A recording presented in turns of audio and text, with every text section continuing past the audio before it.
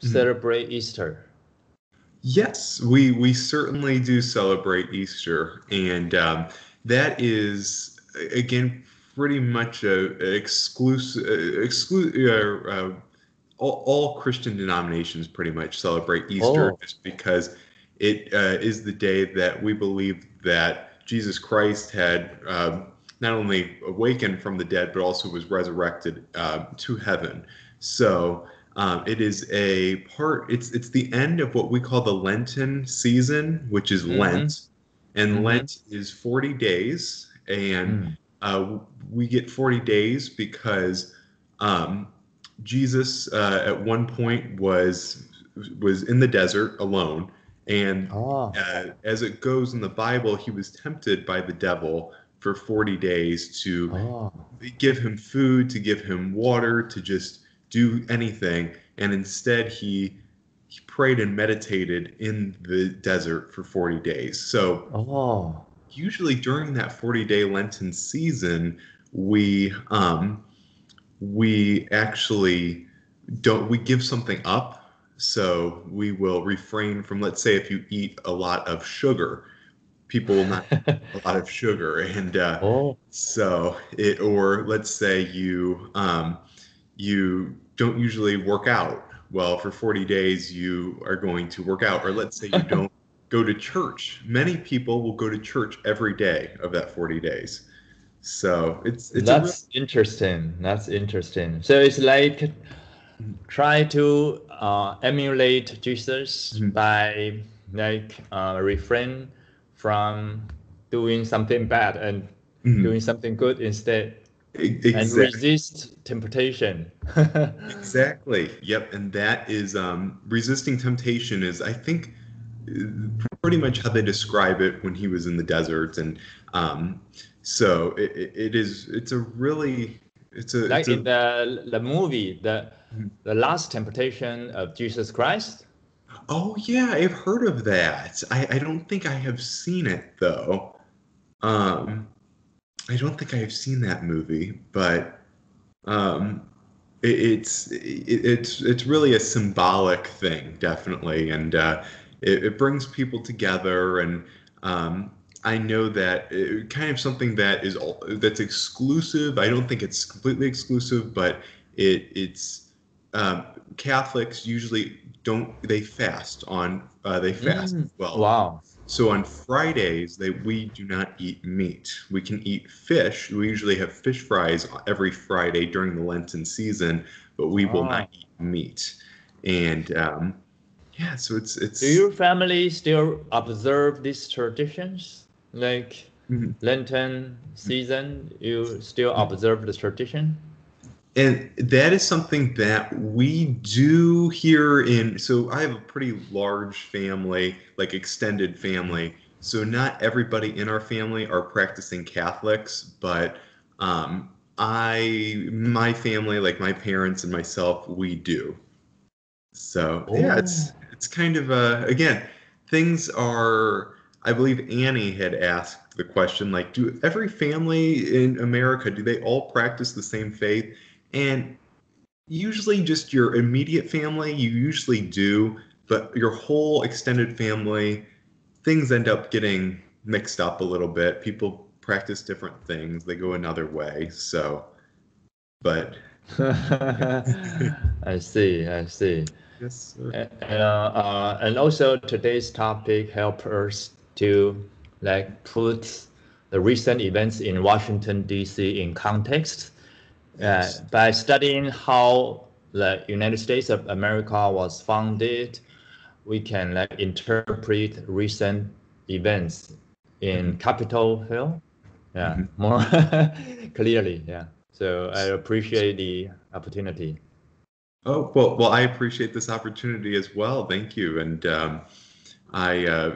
today, I mean, is the big day because we're going over America.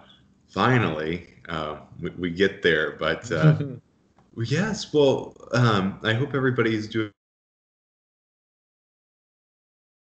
and share my screen with you. Okay.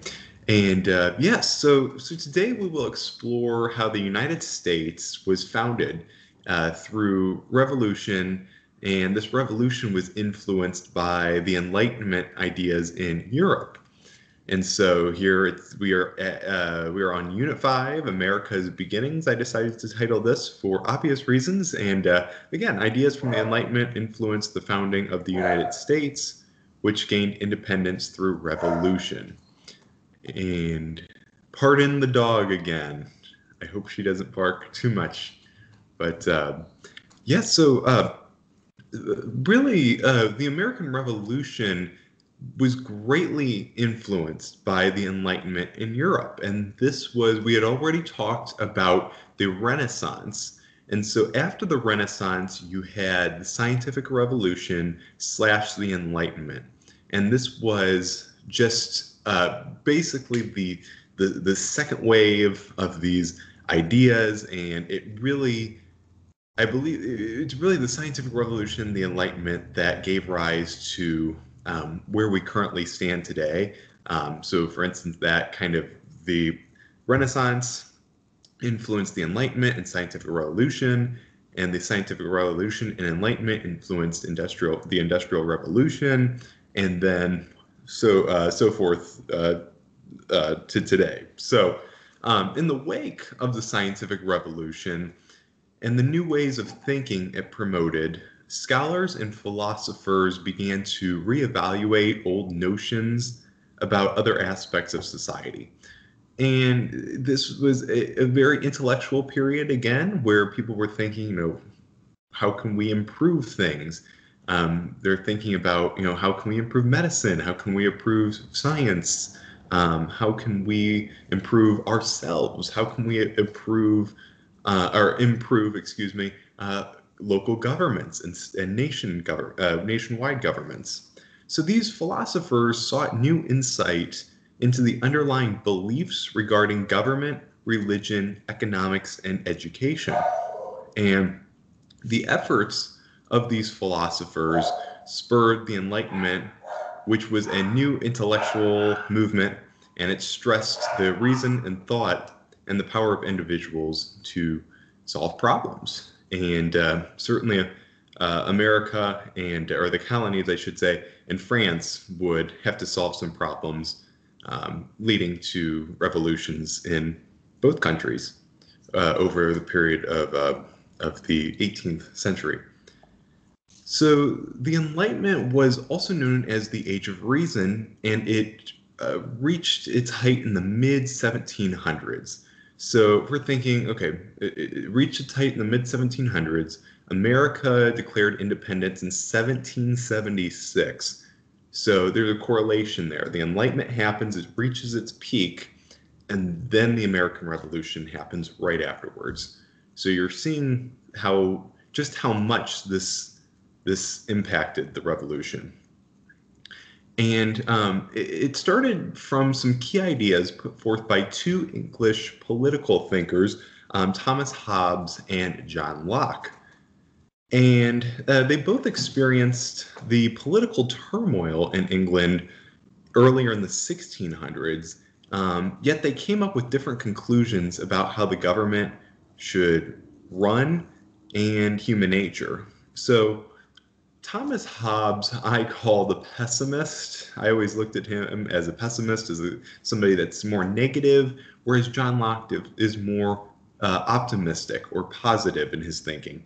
So Thomas Hobbes, who I tend to call pessimist, even though he was a very, very bright man and philosopher, he expressed his views in the Leviathan, and he was convinced that all humans were naturally selfish and wicked.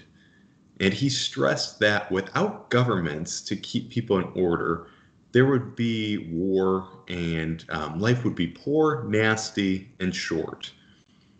He also argued that to escape such a bad life, people had to hand over their rights to a strong ruler.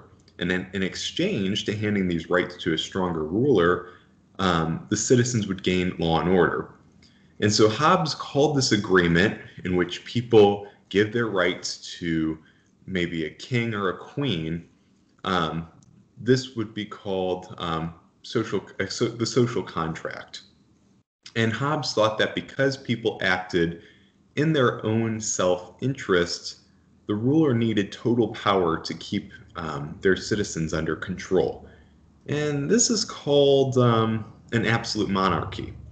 And this is the kind of cliche when you think about medieval Europe, you think about a king or a queen ruling over the land, and they are really rich, and they, send out their people to work in the fields and to give them food and just instructing them and forcing them to do things.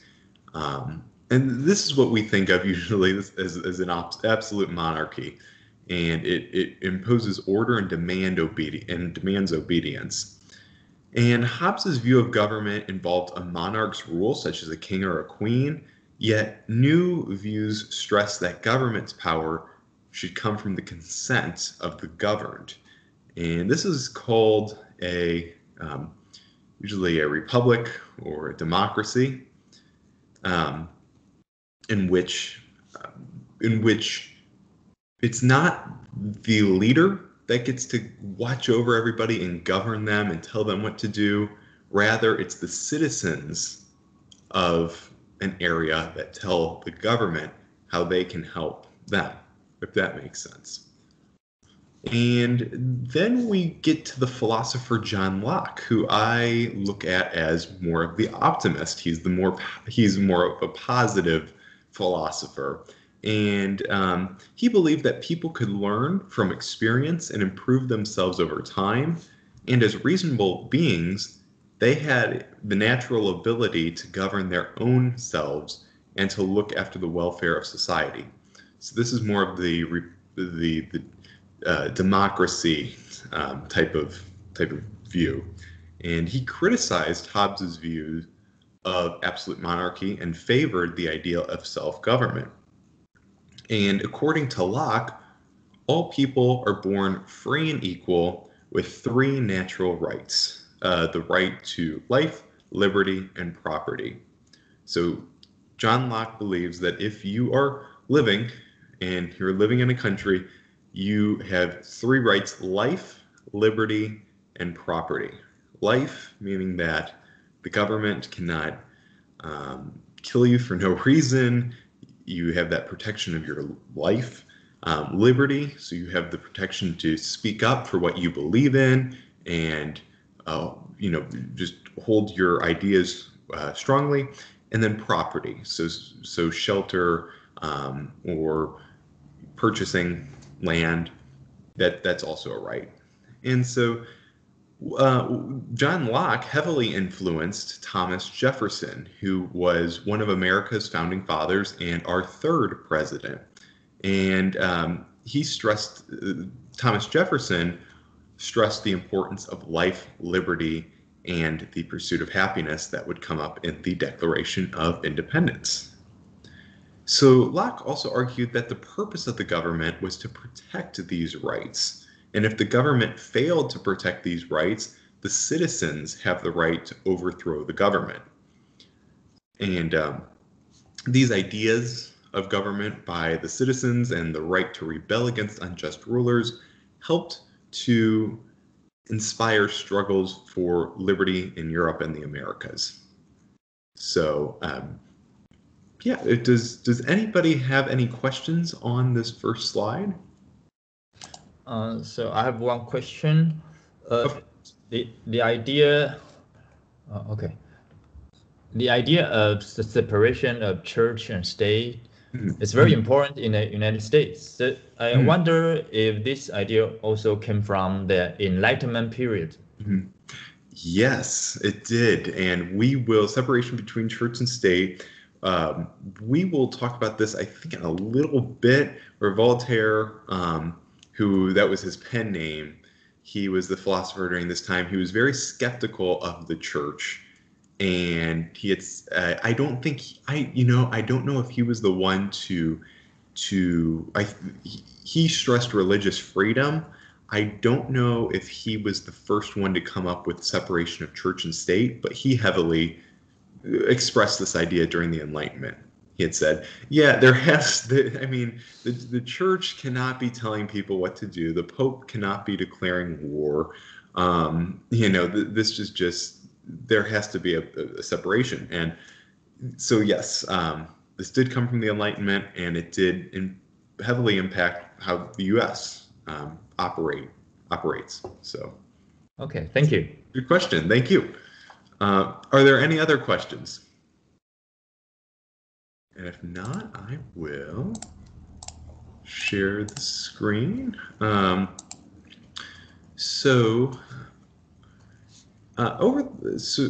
the span of the next few decades, Enlightenment writers challenged long-held ideas about society. So these writers examined such principles as the divine right of monarchs, the union of church and state, and the existence of unequal social classes. So they started questioning, like, is this really right? Can a king or a queen or a monarch, any monarch, can they really control everybody? Or can the church or church leaders really declare war or tell people how much they should be paying them? Or why does this social class, why are these groups of people, why aren't they making any money, yet this other group of people are making a lot of money? So really these questions started arising, and really we have some of these questions today in parts of the world. They're still relevant. So the philosophies of these writers formed and popularized new theories and also encouraged reform, such as the American and French revolutions, as well as other revolutionary movements in the 1800s. And these include the Latin American wars for independence. And I see a question in the chat. So, do the thoughts of these two thinks exactly reflect the political system nowadays in the world, democracy and communism? That is a good question, Fred. And really, I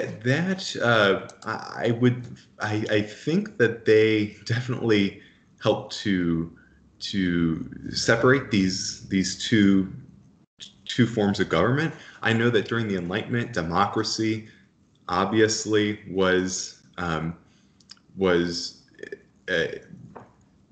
put out there and influenced. The idea of democracy in a republic has its roots from the Enlightenment.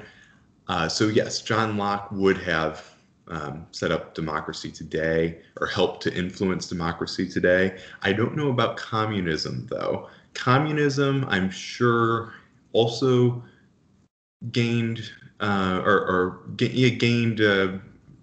gained influence during this time, but I think it was a little bit later that communism would, like in the 1800s, that communism would really start to take form through the ideas of obviously Karl Marx. So good question, though. Thank you. So the philosophies of these writers, there were six that really were gaining traction during this time. And before I forget, here is this is Thomas Hobbes. So here's his book, The Leviathan.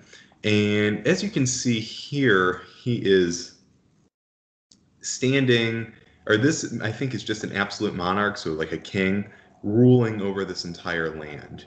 And this was his philosophy, that an absolute monarch needs to watch over this entire land and make sure everybody's doing what they should do, because in his eyes, people are naturally wicked and need to be controlled. So, and then here is John Locke, and he was a key influence in how the founding fathers, like Thomas Jefferson, Benjamin Franklin, what they did, and also democracy in general. He helped to really give rise to democracy. So both incredible thinkers, but they have two very, very different philosophies on how people should be ruled. And so here are some of the primary philosophies that came out of this time, as well as the effects of the Enlightenment. So the six major ideas or philosophies of the Enlightenment included, first off, Natural Rights of Life, Liberty, and Property by John Locke. And this was fundamental to the U.S. Declaration of Independence. And another primary philosophy was the separation of powers by Montesquieu. And this is used by France, American, and Latin American nations in their constitutions. So France uses this in their Declaration of Rights of Man and Citizen. America uses this in the Declaration of Independence, and they use this in the Constitution. And Latin American nations would also develop separation of powers later in the 1800s. And the third philosophy during this time was the freedom of thought and expression by Voltaire.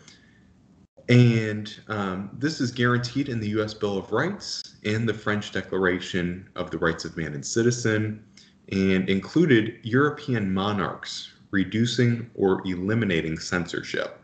So freedom of thought and expression it really is saying, people need the right information. They should be able to get any information that they want as long as it's legal, and they should be able to develop thoughts and ideas and opinions based on this information. And the fourth was the abolishment of torture from Beccaria. And this is guaranteed in the U.S. Bill of Rights, and it would help to outlaw and reduce the act of torture in nations in Europe and the Americas. So that's quite important. And number 5 was religious freedom, and this was Voltaire again. And this is guaranteed in the U.S. Bill of Rights and French Declaration of Rights of Man and Citizen. Religious freedom, you should be able to practice any religion that you want, and that's the big thing. But also coming with religious freedom, you have kind of the opposite there, where there should be a separation of religion in between the state and oneself. So separation of church and state. And then the 6th is women's equality, and this Mary Wollstonecraft helped to give rise to this. Actually, she was one of the big influencers during this time for women's equality and rights. And her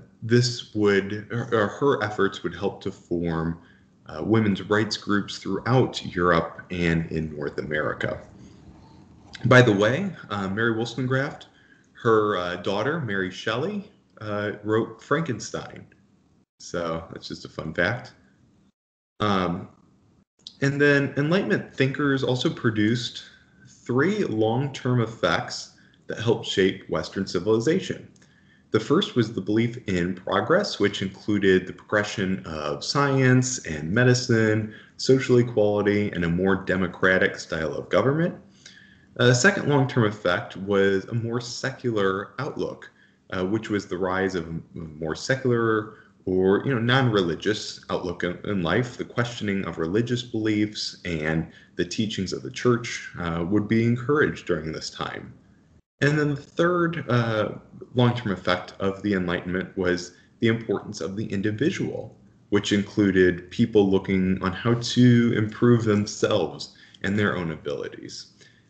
And this gained its influence from the Renaissance with humanism, where people are no longer looking at the church and how to live. They're now looking within themselves. How can I make myself a better person, and then go out there and help others?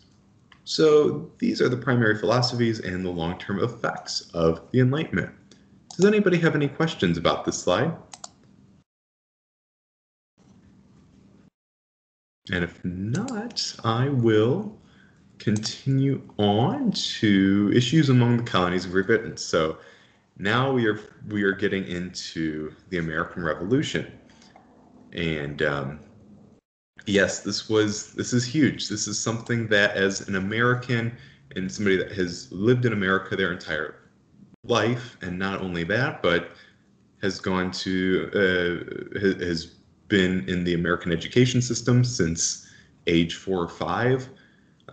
You learn about this very quickly, and over your years, you learn more and more about it. But it is a really an interesting and one of the most I think the American Revolution is one and will always be one of the most important um, important movements in world history. So let's get started. Enlightenment ideas helped spur the American colonies, which were controlled by Great Britain during this time.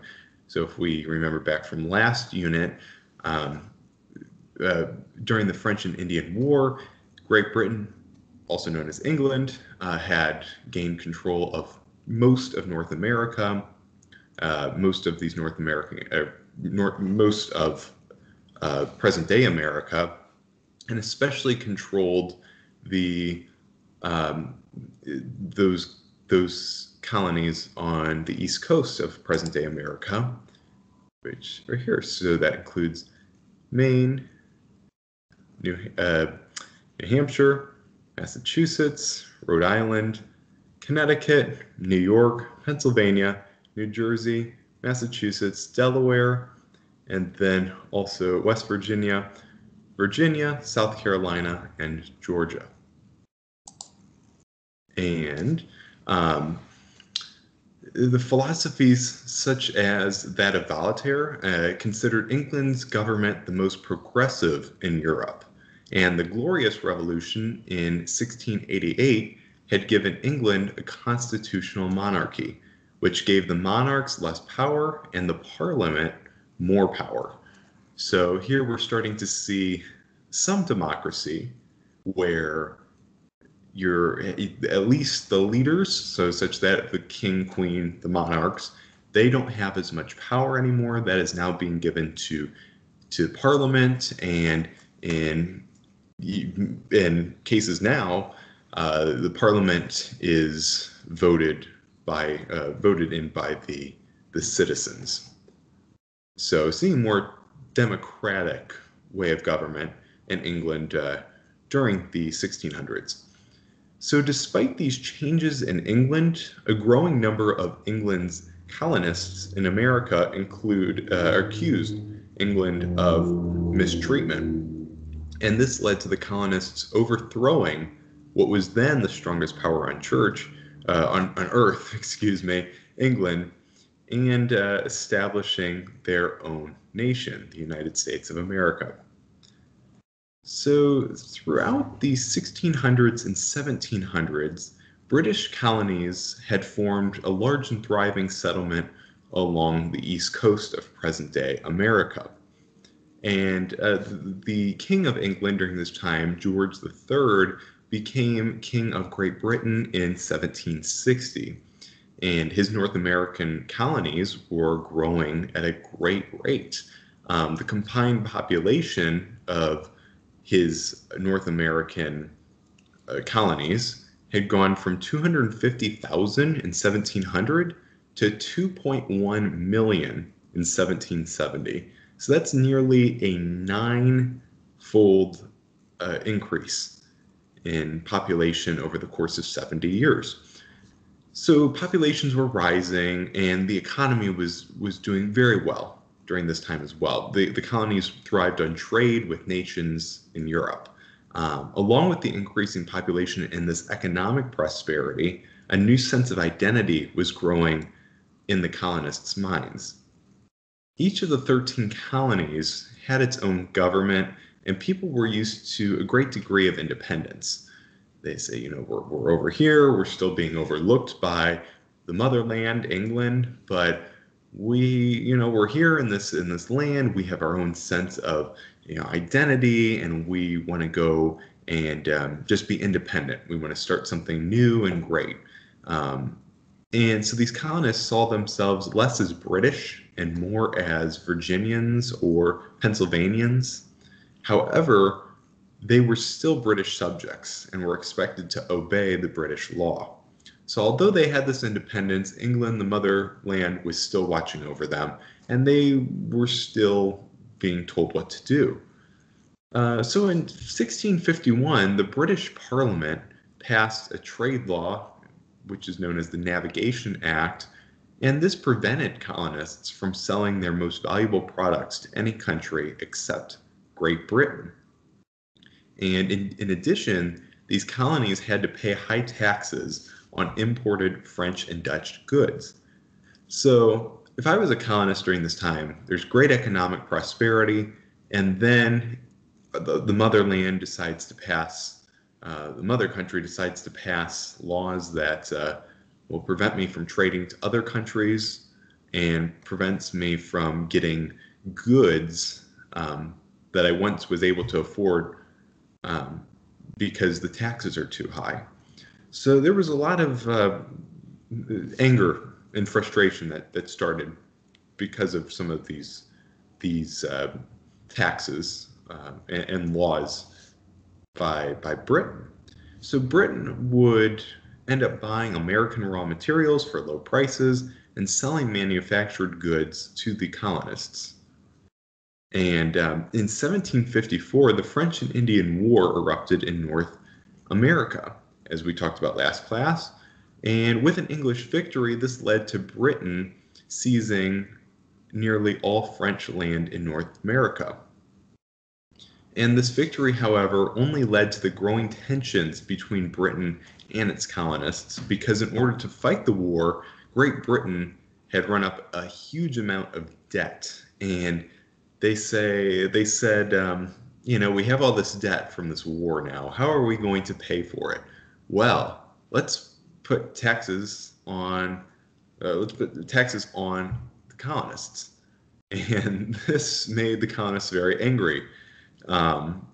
So in the next event, in 1765, the British Parliament would pass the Stamp Act, which required the colonists to pay a tax to have an official stamp put on important documents such as deeds, newspapers, and other printed material. So yeah, the colonists are kind of confused now, and they did grow frustrated because they're being taxed for things that they feel like they shouldn't be taxed for, all because Britain wants to make up for the money that they lost during the war. And so obviously these colonists became outraged because they have never had to pay taxes like this before to the British government. And so colonial lawyers argued that the Stamp Act, the Stamp Tax and Act, violated colonists' natural rights and accused the government of Great Britain of taxation without representation. So these colonists are not even on mainland Britain, yet they're being taxed more heavily than those living in Great Britain. So they're like, well, this is taxation without representation. There is no reason that we should be paying these taxes. So this obviously led to conflict. And so over the next 10 years, these arguments between the colonists and Great Britain increased. And here is what a stamp would look like. So you would have to pay to get a stamp, and you were taxed. So here's kind of what they looked like. This was really cool, and obviously you have the king's crown in the middle, and it was worth 1 penny. And yes, very, very interesting. So does anybody have any questions about that last slide? Yeah, I think a lot of political reforms or revolution. Okay, give me a second. Yeah, take your time. Yeah, political reforms or even revolutions have a lot to do with money. I like Yes. is the economy stupid? The quote. So, from ancient times to today, I think like even the political reform in the Britain also had a lot to do with like tax for war, and whenever you raise tax money, you can guarantee that there will be rebellion against your new policy, and it may lead to a revolution eventually. So, I think it's really interesting to see that things remain the same from Yes. the past to nowadays to the present. Yeah. Mhm. Yes, certainly. It's and you are so right when you say like money leads to so much. I mean, I had a teacher, a high school history teacher that had said to me, to our whole class, one of the first things he said to us was that money is all of the major conflicts go back to money in some way.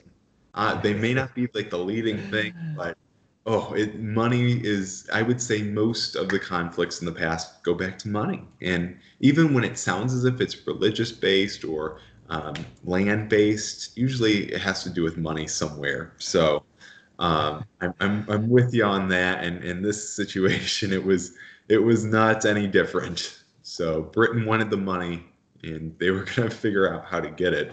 Um, Yes. Yes. well, Okay. Thank you. of course. Any other questions?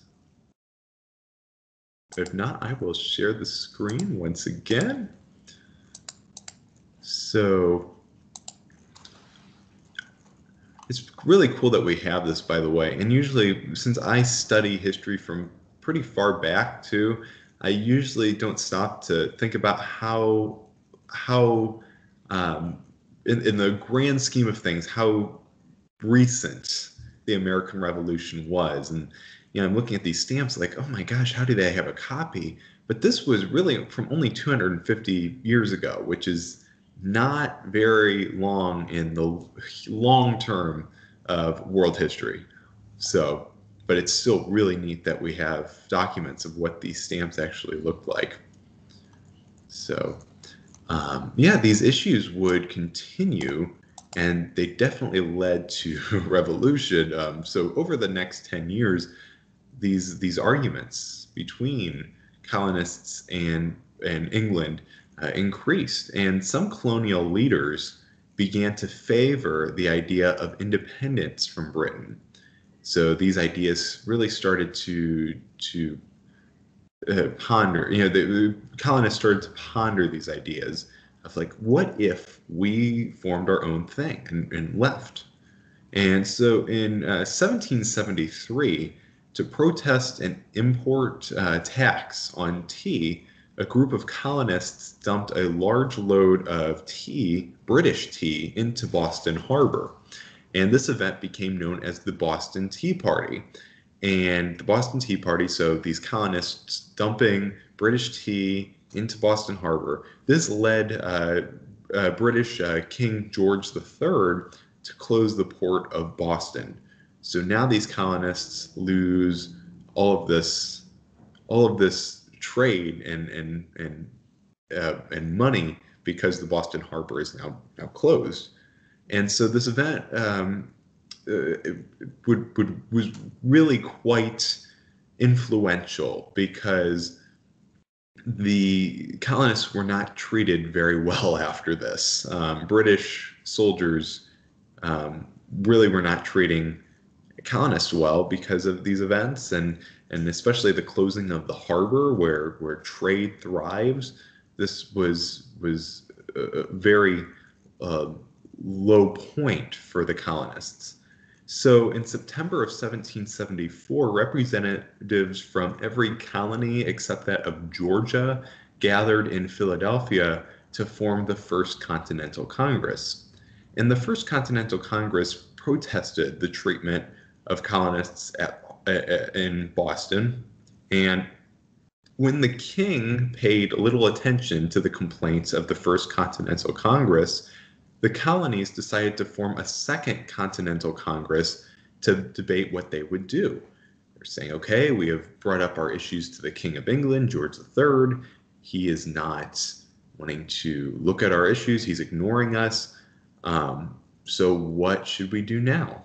And they would form the Second Continental Congress. So on April 19th of 1775, I have these dates written down, by the way. I don't have them, unfortunately, implemented yet, but the British soldiers and American militiamen exchanged in gunfire in Lexington, Massachusetts. And in response, the Second Continental Congress, now you're having warfare. Guns are being pulled between these British soldiers and these colonists. So the Second Continental Congress voted to raise an army and organize for battle under the command of Virginian commander George Washington. And this was the start of the American Revolution. And there you hear George Washington, our first president in America, and also the Revolutionary War hero. He led a poor and not very well trained army and beat literally the strongest nation on earth at this time. So colonial leaders used these Enlightenment ideas to justify their independence, arguing that they deserved the same political rights as people in Britain. And the King of England refused these rights, so the colonists were justified in rebelling against a tyrant, George III, who had broken the social contract. And so in July of 1776, the Second Continental Congress, they issued the Declaration of Independence, which was written by political leader Thomas Jefferson, America's third president, and it was firmly based on the ideas of John Locke and the Enlightenment. The Declaration of Independence was primarily based on natural rights that, and Thomas Jefferson had kind of tweaked it here, but they go along the same lines as John Locke, that all people are equal and given certain unalienable rights, such as life, liberty, and the pursuit of happiness. So those three rights are stated in the Declaration of Independence. And since John Locke had asserted that people had the right to rebel against an unjust ruler, the Declaration of Independence issued a long list of complaints and abuses to George III. And it ended by declaring the American colony is separating from Britain. So this is pretty cool. And this is kind of the start. And shortly after the Declaration was published, though, Great Britain was not going to give up on its colonies and just say, okay, you can have your independence now, goodbye. No, they said, we're going to go to war with you then. So this started the Revolutionary War between Great Britain and the colonies. So here is a picture of the Boston Tea Party. And this is just one of many illustrations, and you can see the boxes of tea, the crates of tea thrown off the ship. And then here is the Declaration of Independence. And this is signed by many people. John Hancock actually who is right here. He decided to write his signature, the largest, so that George III could see it when he read it. So, does anybody have any questions on that last slide?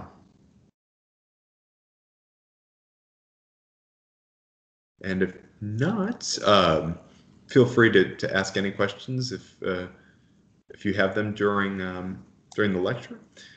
So then we get to the actual American Revolution and its outcomes.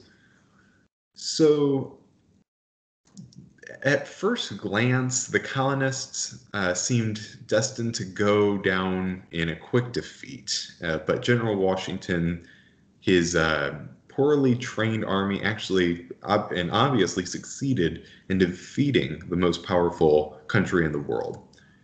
And they would beat them for four primary reasons. And the first being that the colonists had a much greater and stronger motivation to fight than the British. Britain already had an established country back on mainland England, and these colonists felt like they were being mistreated, and they wanted change. So they had this great motivation to fight and to win their independence. So that was the first main reason for the colonists' win. The second was that the overconfident British generals made many mistakes during the war, whether that be positioning, whether that be how many soldiers to deploy to a certain battle scene, or whether that be just not being very careful. And a lot of the colonists struck a lot from the trees and from bushes. So you would have British soldiers walking through a forest, and boom, you would have these colonist soldiers jump out and attack, and just many mistakes made by the British. And the third reason was that the war became expensive for the British. The British were fighting 3,000 miles away from home, and this made for a very expensive war. And so this caused the tax-weary British citizens to stress peace. They're saying, okay, here we go. We just got done with a war with France. Now we're going to get into another war and get into debt even more. So, back home, English citizens were definitely stressing peace. But the fourth primary reason was that the French helped the colonists in the siege of Yorktown. And this was a decisive victory for the colonists. And France did not help America because France loved America and they wanted them to be an independent nation. No, this was because the French did not like the British, especially after the French and Indian War. So the French helped them at Yorktown, and this would become a huge victory, a decisive victory for the colonists.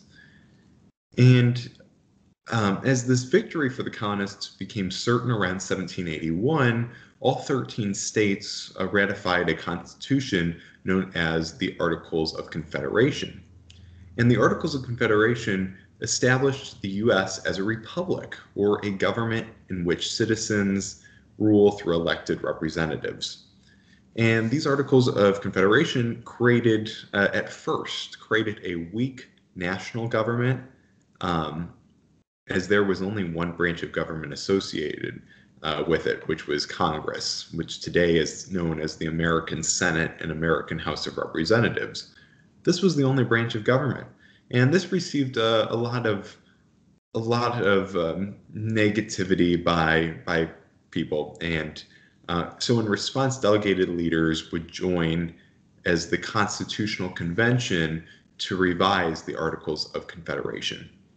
And the delegates agreed that there should be three branches of government, which included the executive branch, which is the president. It included the judicial branch, which is the Supreme Court, and the legislative branch, which is Congress, the House of Representatives, and the Senate. So there are three branches of government, and each branch gets to check the actions of the other branches through a system of checks and balances to make sure that one branch isn't getting too much power. So this is the system of checks and balances is still very relevant today, and it has really helped our country maintain pretty balance between the branches.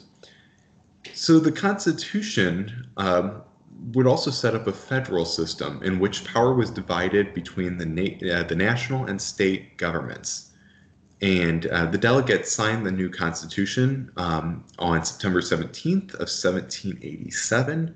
And the Bill of Rights would also be added to the Constitution, which protected basic rights such as freedom of speech, religion, press, and assembly. And the Constitution and Bill of Rights would mark a turning point in people's ideas about government. And if we're talking influencing just a little bit later down the road, it would influence the French Revolution. And so really this was an incredible feat for the world, the American Revolution and America declaring its independence from Great Britain. And yeah, that is the beginnings of America and just everything that goes along with it. So it was a short period of revolution, but so much happened within that time, and so much was created that it's really amazing. So I'm going to bring back to just the regular screen. And yeah, I wonder if Fred can turn on his camera. So I have a question for you. I think the United States is very proud to be a country which values freedom of thought and expression. Mm-hmm. But now we see a dilemma going on. Mm-hmm. Like people are trying to use their right to spread conspiracy theories, or try to sway, or other foreign countries try to use the freedom of expression, trying to sway the outcome, the results of an election. So, and also the far right, the conservative, some are very extreme and trying to spread fake news or trying to spread incendiary rhetoric. So, I mean, so it leads to some like regulation to try to remove some of the contents posted by people who spread fake news. So I wonder how you look at the dilemma. Yeah. Yes. So, in America, we have these two conflicting sides, obviously, and that are two political parties that over time have developed into these just major entities that really, unfortunately, don't like each other right now and differ on many things. I think that's good that they differ on things, but I think that they need to do it in a respectful manner. You know, there has to be balance, there has to be unity between the two. And fake news, it's one thing in America where we have this freedom of thought, and we can go out and find any information that we want. And I think that people, and both sides would agree with me here, and something that we're definitely, it seems like, trying to strive to do in America, is that people seek out the correct information before they act on it. That is so important. You just know the information. There has to be at least some piece of information that gives both sides view, and even if it's more left or more right, we just getting the correct information is so important for obvious reasons, as we have seen. So, but yeah, it is sad though to see it is very sad to see. But again, I hope that unity and that just knowledge about what can happen comes out of some of these dilemmas, as always. Okay. All right. So Fred, do you have any questions for Henry?